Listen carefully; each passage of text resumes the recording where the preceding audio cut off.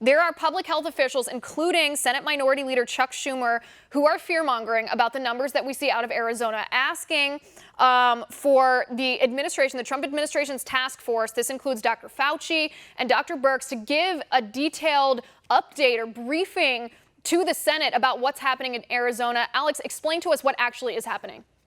So this is nuts, okay? This is nuts. And you're so right that they've pivoted back to this. I mean, it really is crazy. As I was writing this book, I thought to myself, I'm too late. Like we're going to move on from this once it's obvious that that cases are down and that fatalities are down and that hospitalizations are down and that there was no risk of a hospital over. And I thought, you know what? I missed my window here. It's not true. The media wants to come back to this. They cannot seem to get away from COVID. It's very strange.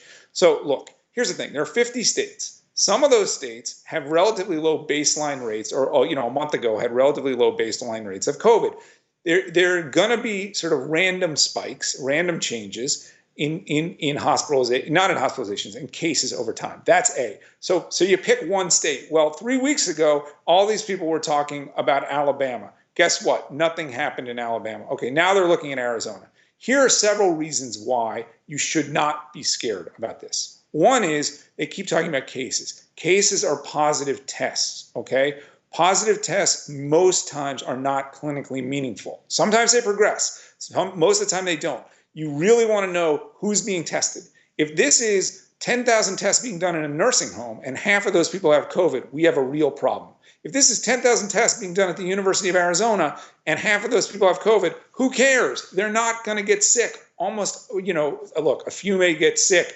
Very few of them are going to wind up in the hospital, okay?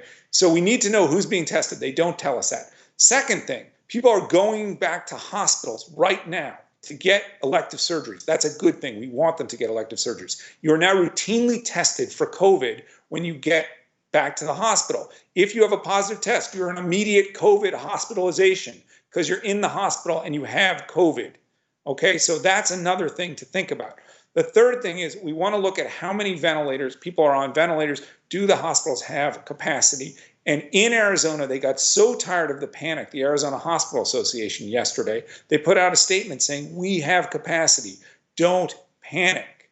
The biggest risk here is that we're going to panic people and that we're going to send some otherwise uninfected, let's say older people to the hospital, and they might wind up getting infected with COVID. That's clearly what happened in New York in March, and it was very dangerous. We don't want that. We want people who are at risk to stay home right now.